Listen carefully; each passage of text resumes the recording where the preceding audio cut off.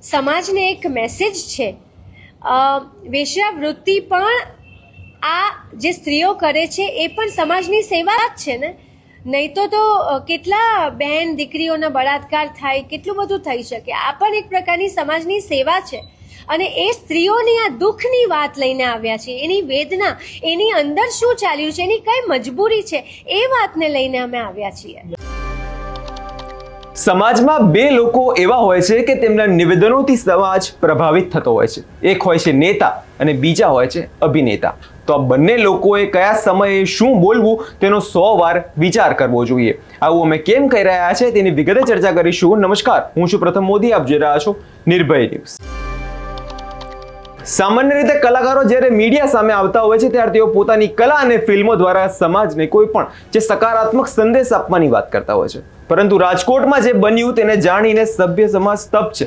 જાણીતી ફિલ્મ ઇન્ડસ્ટ્રીના જે અભિનેતા મોના થીબા, જેઓ પોતાની આગામી ફિલ્મ શક્તિનો પ્રમોશન માટે રાજકોટ પહોંચ્યા હતા અને ત્યાં તેમણે જે નિવેદન આપ્યું છે તેને કારણે હવે મામલો ગરમાઈ ગયો છે અને જે મુદ્દે હવે કોંગ્રેસ નેતા જેની ઠુમ્મર આવ્યા છે અને તેમનો સખત શબ્દોમાં વિરોધ કર્યો છે. વિગતે જો વાત કરવામાં આવે તો આગામી સમયમાં રિલીઝ થનારી એક ફિલ્મ શક્તિ, અત્યારે ફિલ્મનું પ્રમોશન જે ચાલી રહ્યું છે ત્યાં ટીમના લોકો અત્યારે અલગ અલગ જગ્યાએ જે પ્રમોશન આપી રહ્યા છે અને તે સમયે રાજકોટમાં એક મીડિયા સંવાદમાં અભિનેત્રી મોના થીબાએ એક એવું નિવેદન આપી દીધું જેને કારણે અત્યારે ગુજરાતનું રાજકારણ ગરમાયું છે. જેમાં તેમણે વૈશ્યાવૃત્તિ એક પ્રકારની સામાજિક સેવા છે એટલું જ નહીં, તેમણે એવો પણ દાવો કર્યો કે આ જો વ્યવસાય ન હોય તો સમાજમાં બળાત્કાર જેવી ગંભીર ઘટનાઓનો ઘરખમ વધારો થઈ શકે છે. અભિનેત્રીના મતે આ વ્યવસાય સાથે સંકળાયેલા મહિલાઓ આડકતરી રીતે સમાજની મદદ કરી રહ્યા છે તેવું તેમનું કહેવું છે. જે મુદ્દે હવે જેની ઠુમ્મર મેદાને આવ્યા છે અને તેમને સખત શબ્દોમાં તેમનો વિરોધ કર્યો છે. સૌ પ્રથમ તો સાંભળી લઈએ કે જેની ઠુમ્મરે શું કહ્યું છે. સમાજને એક મેસેજ છે વેશ્યાવૃત્તિ પણ આ જે સ્ત્રીઓ કરે છે એ પણ સમાજની સેવા જ છે ને. નહીં તો કેટલા બહેન દીકરીઓના બળાત્કાર થાય, કેટલું બધું થઈ શકે. આ પણ એક પ્રકારની સમાજની સેવા છે અને એ સ્ત્રીઓની આ દુઃખની વાત લઈને આવ્યા છે, એની વેદના, એની અંદર શું ચાલ્યું છે, એની કઈ મજબૂરી છે, એ વાતને લઈને અમે આવ્યા છીએ. નમસ્તે, હું જયની ઠુમ્મર. આજે સવારે ગુજરાતી પિક્ચરના કલાકાર એવા બેન શ્રી મોનાબેન થીબા દ્વારા એક સ્ટેટમેન્ટ આપવામાં આવ્યું કે વેશ્યાવૃત્તિ એ પણ એક સમાજ સેવા છે.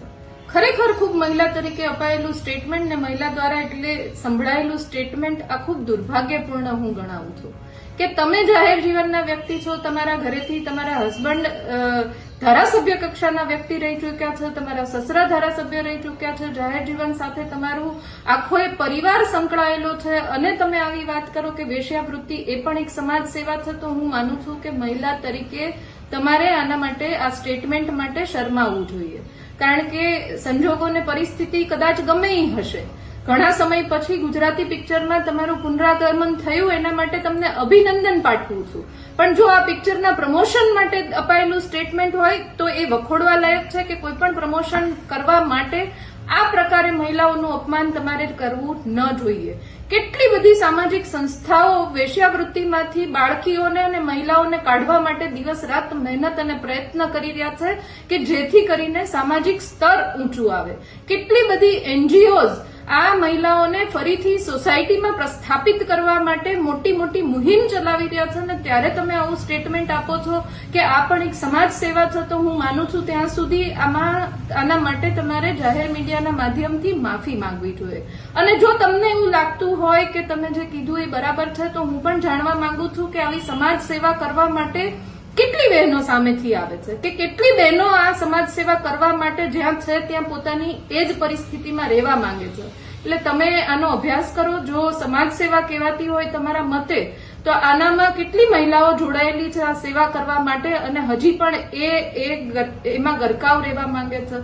એટલે માનું છું ત્યાં સુધી આવા પરિવારમાંથી આવતી મહિલાઓ કે જેમાંથી તમે મોનાબેન આવો છો એને આ સ્ટેટમેન્ટ નથી શોભતું, પણ તમે જે પણ સંજોગોમાં આપ્યું હોય ભગવાન સદબુદ્ધિ આપે.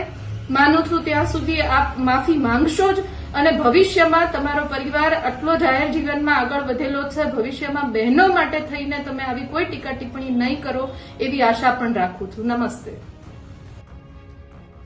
અભિનેત્રીના આ નિવેદનને સમાજ સંગઠનો હવે લાલ ધૂમ થઈ ગયા છે. જેની ઠુમ્મરે સ્પષ્ટ શબ્દોમાં કહ્યું કે વૈશ્યાવૃત્તિ જેવા અનૈતિક વ્યવસાયને સમાજ સેવા સાથે સરખાવી એ તર્કહીન છે. સભ્ય અને જે સંકુલની જે વાતો થતી હોય છે, સમાજમાં આવા અનૈતિક કૃત્યોને ક્યારેય પ્રોત્સાહન ના આપી શકાય. એક જવાબદાર કલાકારે જાહેરમાં બોલતા પહેલા 100 વાર વિચાર કરવો જોઈએ, કેમ કે આવા પ્રકારના જે વિચારો છે જે સામાજિક મૂલ્યોનું પતન થતું હોય છે અને તે નવી પેઢી પર ગંદીયાની અસર પડતી હોય છે. હવે સવાલ એ ઊભો થતો હોય છે કે શું પબ્લિસિટી મેળવવા માટે કોઈ પણ હદે જવું યોગ્ય છે? વૈશ્યાવૃત્તિએ મોટાભાગે સ્ત્રીઓ લાચાર હોય છે, ગરીબ હોય છે અને મજબૂરીનું પરિણામ હોય છે ત્યારે તેઓ લોકો ત્યાં જતી હોય છે. જેમાં કેટલી બધી સંસ્થાઓ ચાલતી હોય છે, ત્યાં મહિલાઓને આ વ્યવસાયમાંથી બહાર લાવવા કેટલા બધા મદદો કરે છે, ત્યારે જઈને આ બંધ થતું હોય છે. અને તેવા જ સમયમાં કોઈ અભિનેત્રી આવું નિવેદન આપે તે કેટલું યોગ્ય છે અને તેને સેવાનું લેબલ લગાડવું એ મહિલા તરીકે ખૂબ જ અયોગ્ય છે. સમાજમાં બળાત્કાર રોકવા માટે મહિલાઓનું શોષણ થવું જોઈએ તેવો તર્ક આપવો એ કેવા પ્રકારની માનસિકતા દર્શાવે છે? જે ફિલ્મનું નામ જ શક્તિ હોય અને જે નારી શક્તિની વાત કરતી હોય અને જે ખુદ એક નારી હોય.